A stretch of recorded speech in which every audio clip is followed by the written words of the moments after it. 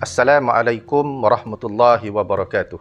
Jadi sempena dengan kedatangan Ramadan ini, Rasulullah sallallahu alaihi wasallam telah menyampaikan dalam satu hadis yang panjang yang diriwayatkan daripada Salman. Saya nak memetik beberapa perkara yang disebut oleh Nabi sallallahu alaihi wasallam berkaitan dengan amalan yang sepatutnya kita lakukan dalam bulan Ramadan. Dua perkara yang dapat menggembirakan Tuhan kamu ialah hendaklah kamu bersaksi sebanyak-banyaknya bahawa tiada Tuhan yang disembah selayaknya melainkan Allah Subhanahu wa taala dan memperbanyakkan istighfar. Jadi dua perkara zikir yang disebut oleh Nabi sallallahu alaihi wasallam dalam hadis ini ialah dengan bersaksi tiada Tuhan yang disembah melainkan Allah, iaitu zikir yang biasa kita baca la ilaha illallah. Dan yang kedua yang disuruh oleh Nabi sallallahu alaihi wasallam adalah memperbanyakkan istighfar ataupun memohon ampun kepada Allah Subhanahu wa taala. Jadi amalan-amalan inilah yang sepatutnya kita amalkan dalam sepanjang masa kita lalui dalam bulan Ramadan. Sebab itu kadang-kadang kalau kita perasan tuan-tuan ya, misalnya zikir la ilaha illallah ini yang cukup besar, inilah dia zikir yang paling agung sekali. Afdhulu zikri fa'alam annahu la ilaha illallah.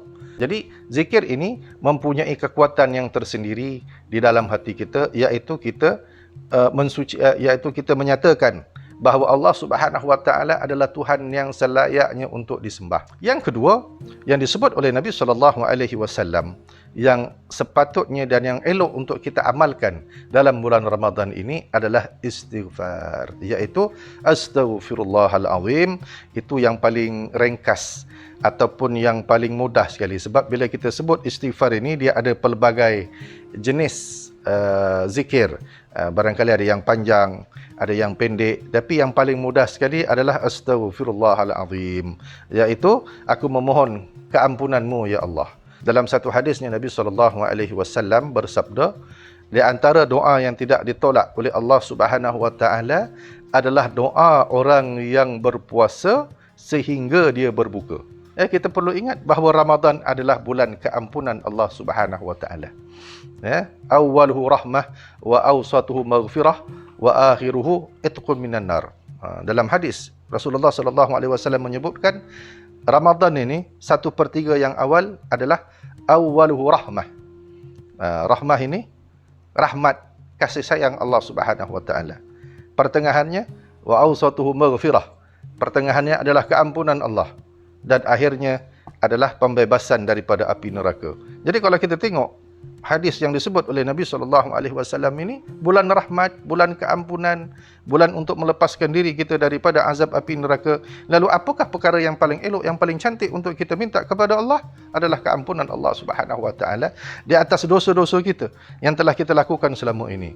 Dan dalam satu hadisnya Nabi sallallahu alaihi wasallam juga menyebut, maka malanglah orang yang apabila sampai kepadanya Ramadan dia tidak mendapat apa-apa keampunan Allah Subhanahu wa taala.